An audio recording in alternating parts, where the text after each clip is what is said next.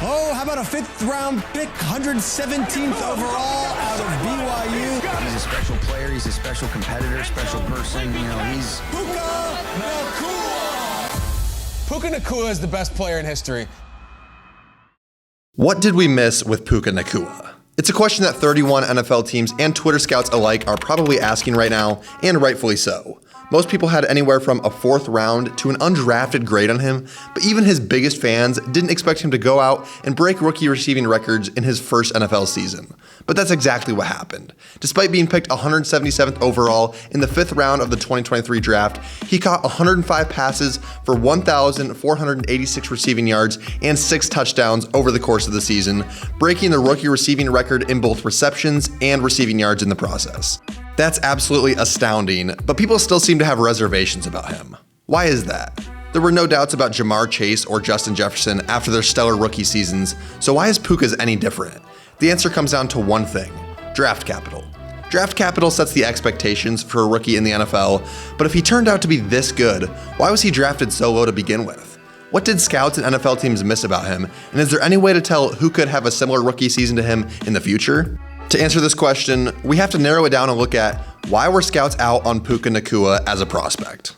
Well, the reasons should be pretty obvious given that he ended up being a 5th round pick in the draft. For starters, his stats in college were nothing of note really. His best season came in 2021 when he finished with 805 yards and 6 touchdowns, and in his final collegiate season, he put up 625 yards and 5 touchdowns as a receiver through 9 games played. Obviously, receiving stats don't tell the whole story about evaluating a prospect, but those numbers wouldn't exactly catch the eye of the scout. To make matters worse, Nacua also went on to test out very poorly at his pro day. He ran a 4.57 second 40-yard dash, jumped just 33 inches in the vertical, and finished in just the 5th percentile in his 3-cone drill. It's unclear if any outside factors influenced his testing, but it's completely reasonable to say that his athletic profile, on paper at least, was trash. His relative athletic score turned out to be terrible, and seeing numbers like this is something that will instantly turn off a scout. But under all of these bad numbers, there was one thing that scouts overlooked: his gauntlet drill at the NFL Combine. The gauntlet drill more accurately charts game speed, with the receiver catching passes while running in a straight line, and Nacua absolutely dominated in that drill. He hit a top speed of over 20 miles per hour, which was the best out of anybody who participated in that drill in the 2023 draft class. It may seem like an insignificant or minor drill, but that was strong evidence that Nacua's game speed is much faster than his 40 time, but scouts ultimately ended up overlooking it. And you could see during his rookie year, he absolutely killed it on crossers and routes that utilized the width of the field. It's one of the strongest parts of his game to this day. And looking back at his underwhelming college stats, there was some context that helps to explain his lack of production.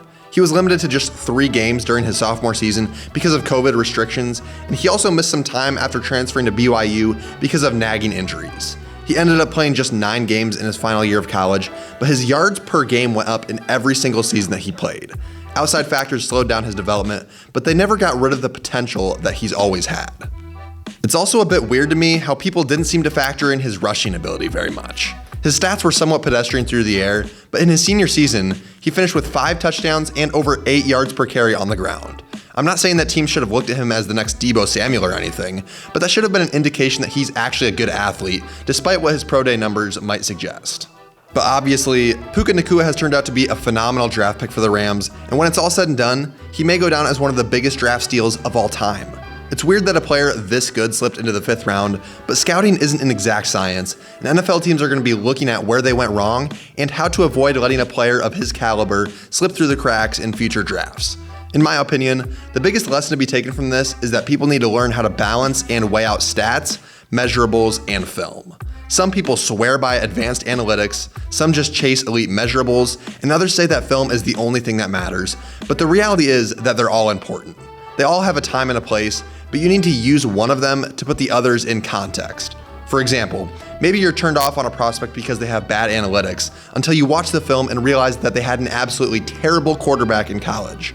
Or maybe someone was really productive and had good film, but you look at their measurables and see that they weigh 160 pounds and just aren't built for the NFL. It's outliers like Nacua that teach us to look at things from all angles, and NFL teams are likely going to be adjusting parts of their scouting because of players like him. He's also a good example of why teams should just go with the best player available on their board rather than team need in the later rounds of the draft. The fit was questionable with Cooper Kupp already occupying the slot role in Los Angeles, but those two being on the field at the same time has worked out better than anyone could have ever imagined.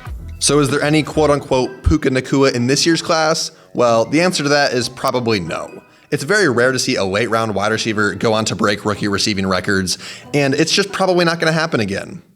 No matter what you take from it, Nacua is one of the most interesting case studies in the history of the NFL draft, and I'm excited to see how his career continues to unfold over the next few years.